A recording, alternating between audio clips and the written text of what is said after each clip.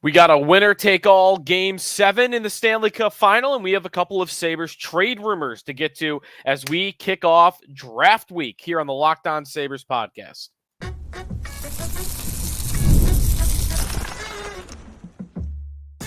Your Locked On Sabres, your daily podcast on the Buffalo Sabres. Part of the Locked On Podcast Network, your team every day.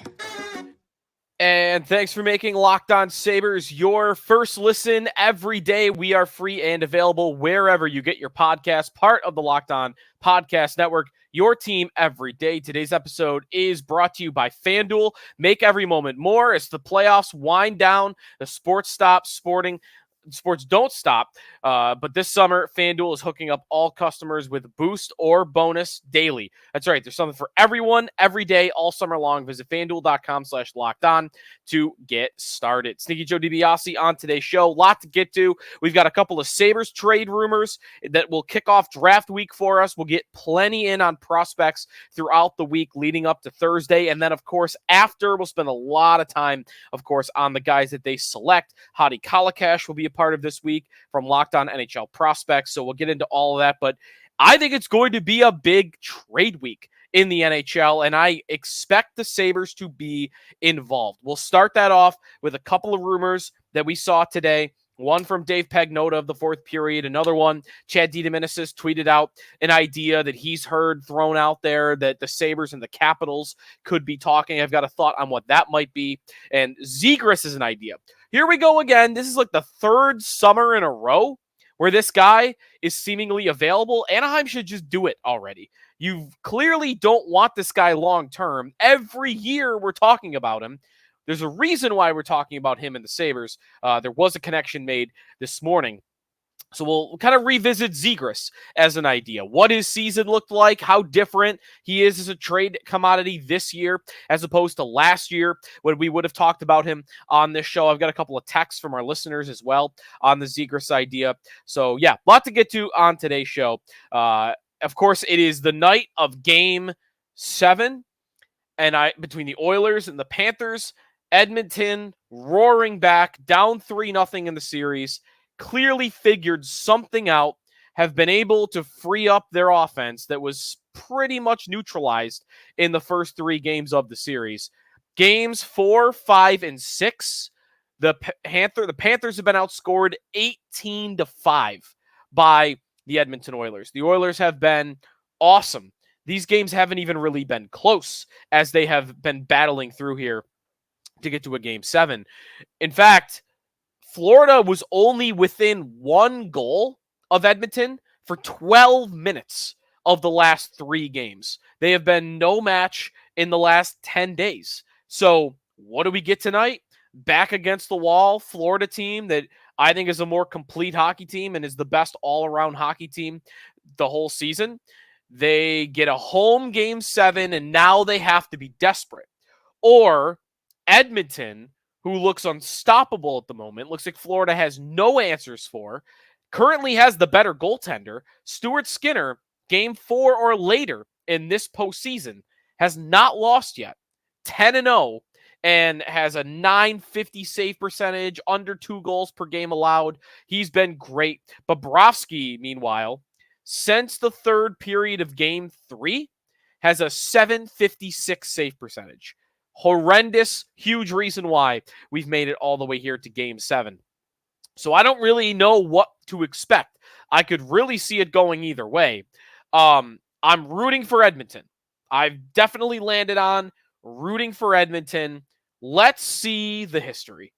Let's see the legacy game from Connor McDavid. Let's see him enter into a different realm, sports or hockey Mount Rushmore type of candidacy for McDavid. One of the best of all time. Let's see it. Magical run, doing something that nobody has ever done. You have to go all the way back to the 40s to see somebody do what the Oilers are about to do, and McDavid has really led the way. I know he had no points in Game 6, but 8 points in the previous 2 games combined. He is going to win the Conn Smythe. Kind of amazing that his odds go at FanDuel from plus 350 before Game 6 to win the Conn Smythe. Excuse me, minus 350. He was the favorite. to no points in game 6 for him, but they win the game, and he shoots up to minus 5,000. So, like, he's going to win it. Undoubtedly, McDavid is going to win the Conn Smythe no matter the result in game 7. So there's a chance he becomes the first player since J.S. Shiger to win the Conn Smythe in a losing effort. I think that will be deserved. He's putting up historic type of production that the likes of only Wayne Gretzky and Mario Lemieux have put up. And that is what really separates him from anyone else that's really played in this era. More than Crosby, more than even McKinnon, who I think is probably the second best player in the world, more than Joe Thornton, or even Ovechkin's a little different for this because it's goals specifically, but everyone else. What separates McDavid, what you can really look at, even your eyes will, my eyes tell me he's the best player I've ever seen. As someone that grew up in the early 2000s, late 90s. Best player I've ever seen. When he is constantly flirting with records that only Mario Lemieux and Wayne Gretzky have, that's when you know that this guy is the best of his generation. Because in this generation, it is undoubtedly harder to put up those type of numbers. 42 points in a playoff is not as hard when the goalies don't know how to play their position back in 1985, where they're falling all over themselves. It's a lot harder in today's game. It's more bogged down. It's not as wide open. The speed and skill of the defenseman is, of course, a lot better and is caught up. And really the biggest difference, more than anything, is the goaltending. Goalies know how to play the position now. The equipment's got bigger, of course, as well. So McDavid doing it in this era is what is making it even more impressive. His stock, his star power, I think across sports will rise in a big way if he's able to accomplish this tonight. I think you're going to have one of the highest rated NHL games in decades because you've got everything working together that makes it, to me, arguably the most important hockey game of my lifetime. For like a league-wide, sport-wide conversation, what's bigger? Maybe you could argue USA-Canada in the 2010 Olympics, right? Maybe you could argue Vancouver and Boston. I wouldn't, but that might be what's next because you had a Game 7, winner take home in Vancouver, a franchise that had never won the Cup against Boston, who had not won the Cup in decades themselves. So that one's not bad. Beyond that, though, those are the only two I could even come up with that might even compare to this. You've got all-time comeback, 3-0 down, Game 7, the star of the sport, putting together this comeback himself. You've got a franchise in Florida that's got everything on the line where they either win the title tonight or they become an all-time joke. Everyone will always remember they blew a 3-0 series lead if they don't win tonight. Like, that franchise's reputation for decades is on the line tonight in Florida on top of all the rest of it. You've got this game on ABC, so it's going to be in front of as many people as possible. That's where you're going to get the highest ratings with it being on ABC. So I think it's the biggest hockey game of my lifetime. And I expect it to crush ratings that we've seen in the past. And I cannot wait. I think the Oilers are going to win it. I don't trust Bobrovsky right now, the way he's played the last 3 nights. I think that Florida looks mentally shook. That can happen when you blow a lead like that. But I don't see anybody on Florida showing up night to night other than Barkov and Evan Rodriguez. And no offense to Evan Rodriguez, but he can't be your second best player in a series. Kachuk kind of disappeared at times. Reinhart has disappeared in this series. You've had, of course, Verhaeghe has disappeared in this series. He got replaced on the top power play unit today at practice. Vladimir Tarasenko looks like he's going to go up. Montour has disappeared in this series. I think Forsling has struggled a lot in this series. I think the only players that have pulled their weight, it's amazing that they're actually even here, Game 7. It's more so the last 3 games. But Barkov, Rodriguez have done it, and I don't really think anybody else really has lived up to what they should be in this series. So, Game 7, 8 o'clock. Can't wait. And we'll talk about it, of course, after it happens. So when we come back, let's get to the Sabres. Trevor Zegras is back in the rumor mill, and the Sabres were mentioned. We'll get to that when we come back here on the Locked On Sabres podcast. We are presented here on the show by FanDuel Sportsbook. So tonight is your last hockey game of the season. So definitely a sad day for that, but there's still time to place your Conn Smythe futures if you want to take a long shot bet at somebody. You've, of course, got soccer going full speed right now with the Euro and the Copa America. If you want to bet on the U.S. to win their next game, that's Thursday against Panama. You can check out the odds for that over at FanDuel. As the playoffs wind down, we get fewer games, and the sports aren't sporting like I want them to, but FanDuel keeps me going. All you got to do, open the app, dream up bets anytime that I'm in the mood. And this summer, FanDuel's hooking up all customers with a boost or a bonus daily. That's right. There's something for everyone every day, all summer long. So head over to FanDuel.com/lockedon and start making the most out of your summer. FanDuel, an official sports betting partner of Major League Baseball. Back on the Locked On Sabres podcast. Thanks for making us your first listen every day. Lots of draft coverage coming this week. We get Hadi Kalakash, Locked On NHL prospects in along the way, as well as we'll dive through some of the mocks that have the Sabres taking anyone from Tisha Ginla, Jerome Ginla's son at wing. There's some right shot defensemen that I want to jump into a little bit because that is a position of weakness in their organizational depth chart. In fact, if you look at right shot defensemen, Henry Jokiharju, and there's not much after that. There's not a lot. Connor Clifton, of course, but that's more of a veteran. Obviously, they don't really have any up-and-coming right-shot defensemen. So we'll get to some of that stuff, of course, coming up this week on the Locked On Sabres podcast. You can always chime in. If you're not a texter already, sign up for our text club. Go to joinsubtext.com/LockedOnSabres. And today we were talking about in the group chat a little bit. Had some fans and some listeners chime in on the idea of Trevor Zegras in blue and gold playing for the Sabres because, once again, he is back in the rumor mill. He and Anaheim must not get along, or somebody clearly does not want that relationship to continue because it's 3 years in a row now that we've heard whispers about him, a player that his career started great, top 10 pick, you know. He showed up and his first full season had 61 points. He had highlight reel goals. He was a YouTube sensation. He got himself on the cover of the NHL video game. And okay, star in the making. He was on the all-rookie team in 2022. He was second in the Calder voting that year. And what did he follow that up with? 23 goals, 65 points. All right, 21 years old, 2 60-point seasons already, second in Calder voting, star power because of all the crazy highlights. What could go wrong? Why wouldn't you want to pay this guy? For whatever reason, Anaheim hasn't wanted to do it.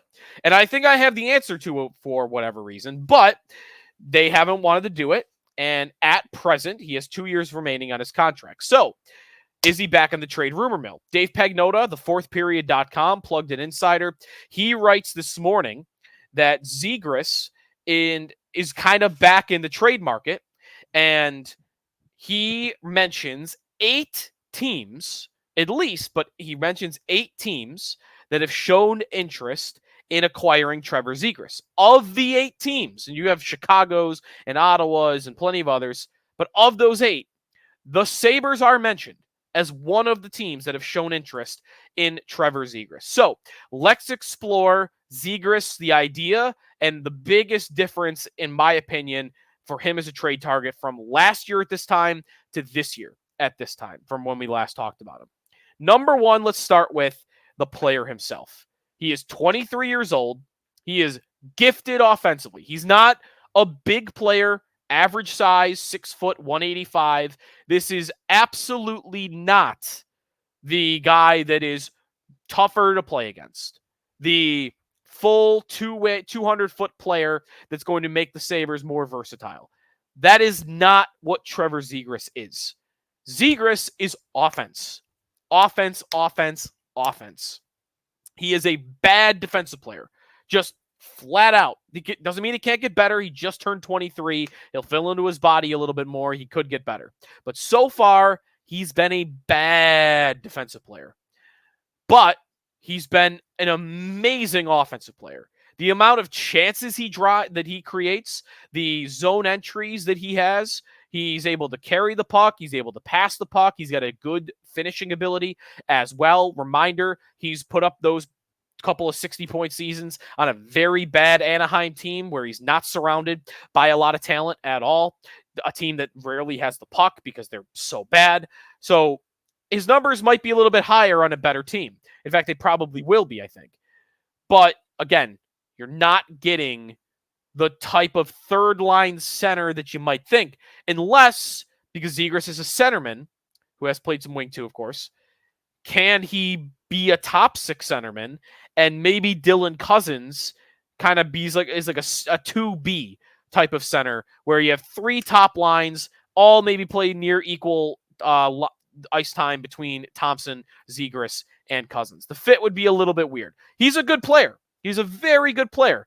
And I don't want to say he doesn't fit for what the Sabres need, because offense and power play, I don't want to say the Sabres don't need that. Last year, they needed to score goals, and they needed to produce on the power play. They're probably about to lose Jeff Skinner, who was third on the team in goals. They got to replace those somewhere. They lost Middlestat in that trade to Byram, and he produced a lot of points. Like, for a team that didn't produce a lot of offense, two of their top 5-6 scorers are going to be gone, and they're going to need some replacement on that, and they're going to need to improve the power play. So Zegras as a bona fide top 6 forward, I guess it does make some sense, even if it's not the perfect fit. And we have seen different insiders thrown around, Elliot Friedman for one, that one of the things on the Sabres to-do list is a top 6 forward, and maybe Zegras would suffice that. Now, the biggest difference to me between last year and this year, I think the price probably has come down on Zegras. He didn't have a good year. He hasn't had a good 12 months. He had a contract dispute with Anaheim. That landed on him on a 3-year bridge deal, $5.75 million, which he's got 2 years left on. So, contract, by the way, great. 2 years left, $5.75 million. He's an RFA at the end of it, so you still retain his rights through that. Contract control, beautiful. Gotta love it if you're a team acquiring him like the Sabres would be. Also, the Ducks, in, of course, it being a bridge deal with Zegras, did not give him any trade protection. No trade protection is big. That makes it a lot easier for the Sabres to get a deal done when a guy can't outright nix the trade. So, that works too.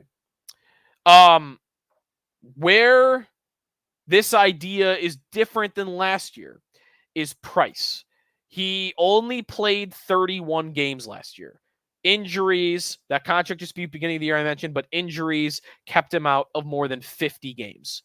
And in the games he played, did not produce offense nearly to the same degree, did not produce scoring chances, did not produce high danger quality chances nearly as much as he had in the previous 2 seasons.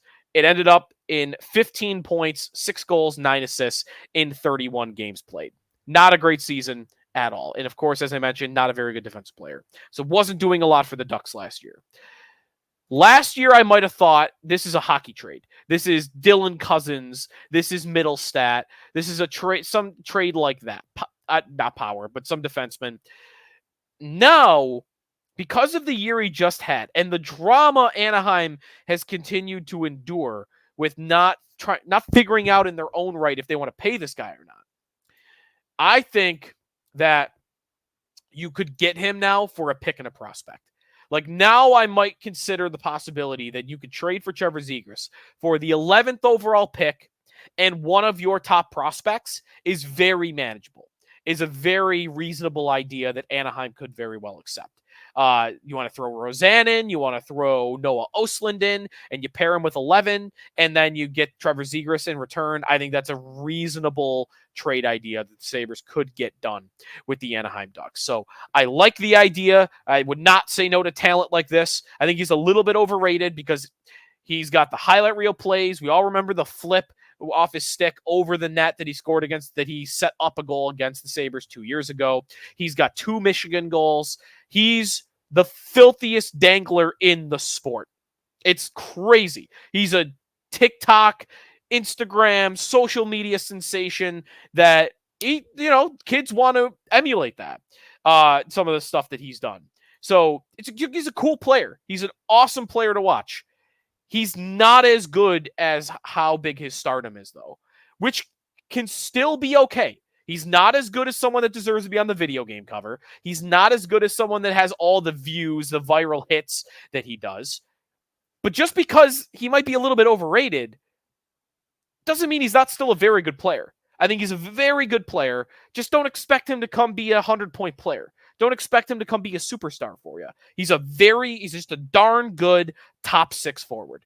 That's what I see Trevor Zegras as, and that would absolutely have me saying yes to him as an idea if the Sabres and the Ducks could work out compensation. So that's Zegras. We'll keep an eye on that. Maybe anything more comes of that. One other rumor I wanted to touch on today's show. The Capitals. Should we be keeping an eye on the Capitals? We'll get to that when we come back here on the Locked On Sabres podcast. We are presented on the show by eBay Motors. Passion, drive, and patience. The formula for winning championships is also what keeps your ride or die alive. eBay Motors has everything you need to maintain your vehicles, level it up to peak performance, superchargers, roof racks, exhaust kits, LED headlights, and more. Whether you're into speed, power, or style, eBay Motors has you covered. With over 122 million parts for your number one ride or die, you'll always find exactly what you're looking for. And with eBay Guaranteed Fit, your parts guaranteed to fit your ride every time or your money back. Because with eBay Motors, you're burning rubber, not cash. With all the parts you need at the prices you want, it's easy to make your car the MVP and bring home huge wins. Keep your ride or die alive. ebaymotors.com. Eligible items only. Exclusions apply. eBay Guaranteed Fit only available to U.S. customers. Final segment here on the Locked On Sabres podcast. Thanks for making us your first listen. One other trade rumor just to mention today here on the show. It's nothing super concrete or even that specific, but an idea that has me thinking about possibilities. You've got Chad DeDominicis, one of our favorites, expected Buffalo, tweeted out over the weekend. Doesn't have it locked down or doesn't want to get in trouble for naming names or whatever, but threw out there on Twitter, kind of keep an eye on the Sabres and the Capitals as an idea.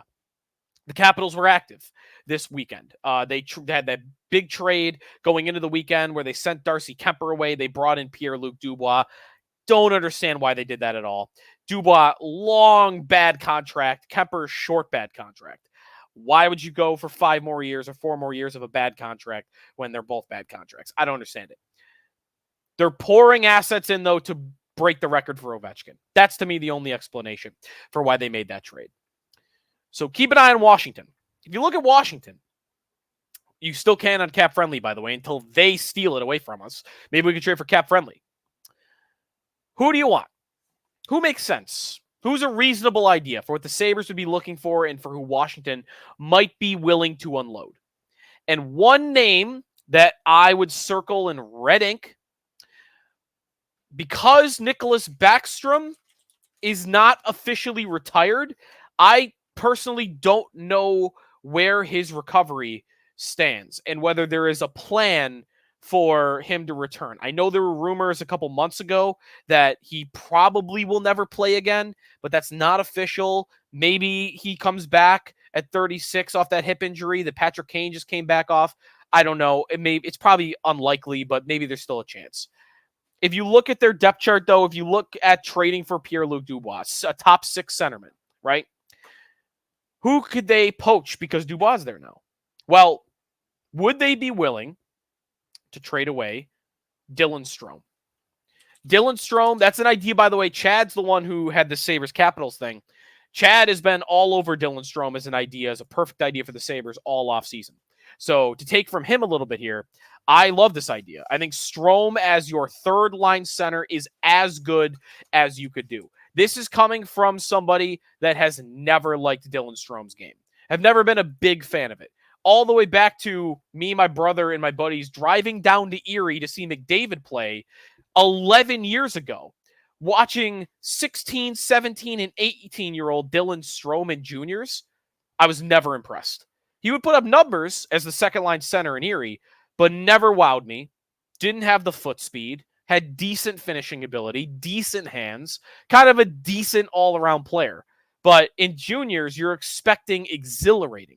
And you just didn't have that. When he went third overall in that draft, I was adamant that Mitch Marner was a better prospect. And that has come to fruition.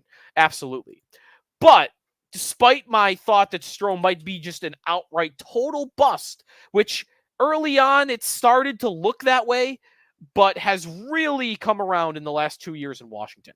His age 25 and 26 seasons have been by far the best. He's now, though, got 3 straight 20-goal seasons, 2 straight 60-point seasons, 65 2 years ago and 67 last year for Washington.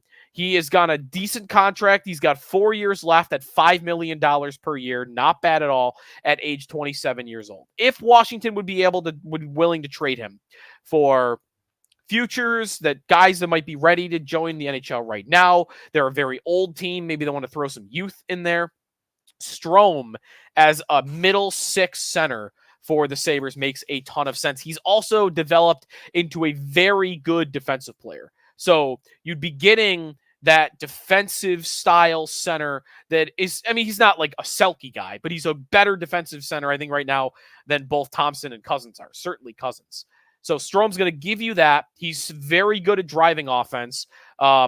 I think he's kind of that all-around player that makes a lot of sense for what the Sabres would be looking for. I'd be very excited if they could get their hands on Dylan Strome. What would a trade look like for Dylan Strome? I mean, it's kind of the go-to, right? The go-to for Sabre trade ideas for almost any veteran like this is first-round pick, one of your top prospects, and in this case, maybe you have to throw a third piece in. Maybe you have to throw a Peyton Krebs in as a throw-in. So just a hypothetical, pick 11, Noah Ostlund, and Peyton Krebs. Does that get the job done? That's a lot. It's almost the Eichel package, but it's lacking the Tuck piece. So you could argue whether that's worth it. I think Krebs, though, remember the big difference there is when they traded with Vegas, Krebs was the number one prospect in their organization. And now Krebs' play in the last 2 years, I think, has relegated him to more of a throw-in. So the value there is certainly different than it's been, and you don't have Tuck in it. That's a reasonable idea. That's a bit of an overpay, but if Strome's on the market, you might have to overpay because of the quality of the player. So that's the idea for me is those three. All right, it's going to do it for us. We'll get more prospect talk in. Hadi Kalakash will join us. You got the Game 7 tonight. Enjoy the game. We might get a Sabre raising the cup second. Okposo is going to enter the lineup. Kyle Okposo is going back in for Game 7. Some fun trivia for you. Sven goes off there. Some fun trivia for you. 5 former Sabres, members of the Sabres organization, have been handed the cup first. Eric Johnson in Colorado got handed the cup first after the captain. Scotty Bowman when he was in Detroit. Robin Regier when he was in Los Angeles. Rob Niedermeyer in Anaheim. And then way back in the 80s, Steve Smith with the Oilers, former assistant coach of the Sabres from a couple of years ago, also was handed the cup first. Okposo could become the 6th. I think he might. If I were guessing right now, Florida wins the cup tonight, I think Okposo's getting the cup second. If Edmonton wins it, maybe Nugent Hopkins, because he's been there so long. But I think Okposo really might get the cup second if they win the cup tonight.